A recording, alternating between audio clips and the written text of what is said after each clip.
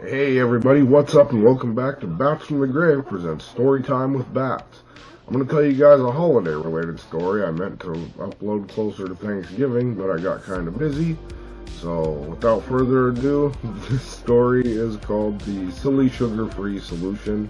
And it happened sometime between Christmas and Thanksgiving, Thanksgiving and Christmas. Enjoy, and I'll see you at the end of the video.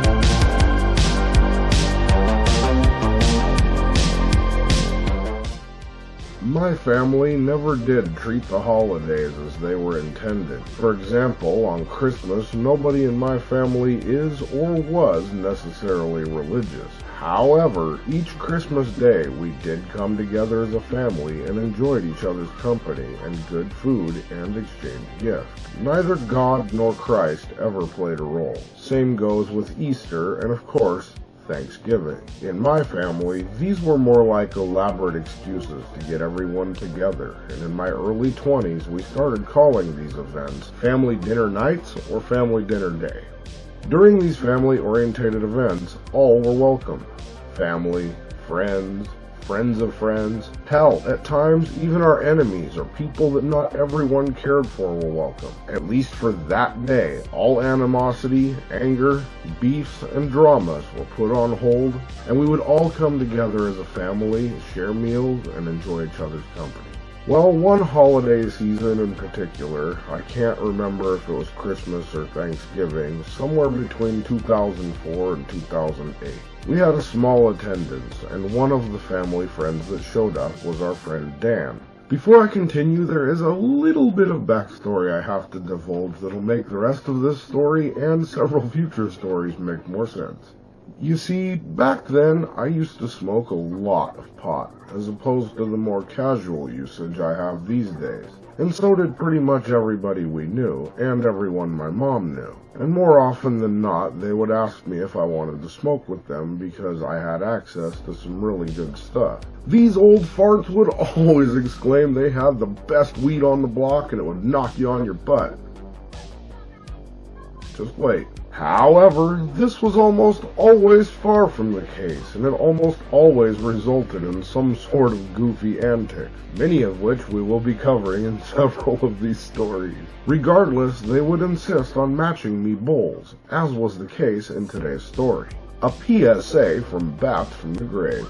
To those unfamiliar, matching a bowl means that one person prepares a bowl of marijuana to be smoked, and after it is consumed, it is the next person's turn to supply marijuana and prepare it.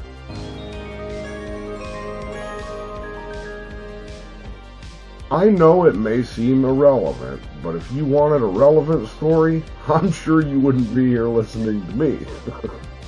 Now that we have set the scene, here's the actual story. Dan was cool. He was a friend of my mom's, and I guess a friend of mine too, by proxy. I would have been in my mid to late 20s at this point, and it was Thanksgiving or Christmas. I was tasked to cook the family dinner for the holiday.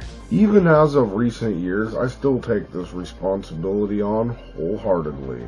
But this year, I raised the bar. I had stayed up all night preparing turkey, potatoes, stuffing, sides, breads, and the aforementioned pies. Oh, those damn pies! I made 4 fresh from the oven homemade pumpkin pies.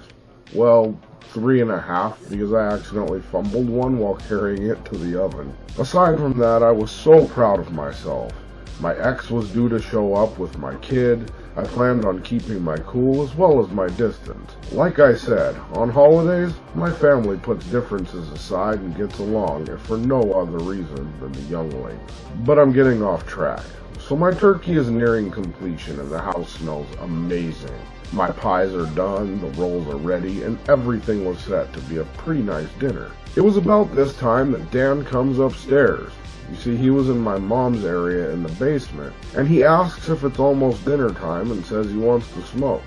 And I ask him if he's sure, and of course he says he can hang. So I go downstairs with him into the basement, and Dan, my mother, and I proceed to smoke some pot. I loaded first. We smoke, and after about 4 or 5 tokes, Dan taps out. We laugh, and my mom and I finish smoking, and then I return to the kitchen to finish preparations. So I work around the kitchen for 15 to 20 minutes when I notice something odd about the pies. They don't quite look right, so I take a spoon and a sample of the pie filling and give it a taste. Oh my fucking god, I forgot to add sugar. So I try the second batch, and no sugar. I make my way down to the basement to tell Mom we will not be having pie for this one, and she asks me why, and at this point I'm extremely tired and pretty mad at myself and frustrated, as people in my family really like my cooking for some reason. My mom's face turns to one of the biggest smiles I've ever seen, and she starts laughing, telling me that it's alright, and she thinks it's hilarious. It's about this point that I realize Dan is laying on the floor like he just got KO'd by Mike Tyson, just straight spread out. I don't recall if he was face up or face down, but he was sound asleep, or so I thought. So I go to use the bathroom and come back to smoke with Mom again, and when I get back, Dan is gone. I asked my mom where he went, and she said as soon as I left to go to the bathroom, he just got up and quickly walked out of the room. Okay, I thought, we'll just finish smoking and then I'll go finish setting things up. So we finish up and I go back upstairs again and I go check the turkey and things are looking good. I start taking things out of the fridge and setting them up on the table. And then I go to get the pies and there are 2.5 attempts sitting on the counter. One of my sugarless pies was missing. But tired and stressed, I decide to move past it, and after I finish setting up, I go down to the basement to let my mom know that she and Dan should come upstairs because people will be arriving soon. And as soon as I walk through the door, I see Dan sitting on Mom's bed, and he looks up at me, both cheeks just stuffed to the limit, and he's holding the missing pie and a fork. Well, he was holding half the pie and a fork, with his mouth full of pilfered pie and eyes that would be closed if they were any less open. He just grins, and I hear a muffled, oh yeah. And my mom starts laughing, and I say sarcastically, oh, so you're the pie pilferer, sneaking around like some sort of stone secret snack ninja? You know I didn't add sugar to those, right? All I get in response is him chewing and a thumbs up. Mom and I start laughing, and Mom says that he absolutely loves my pie, and you'll never guess why.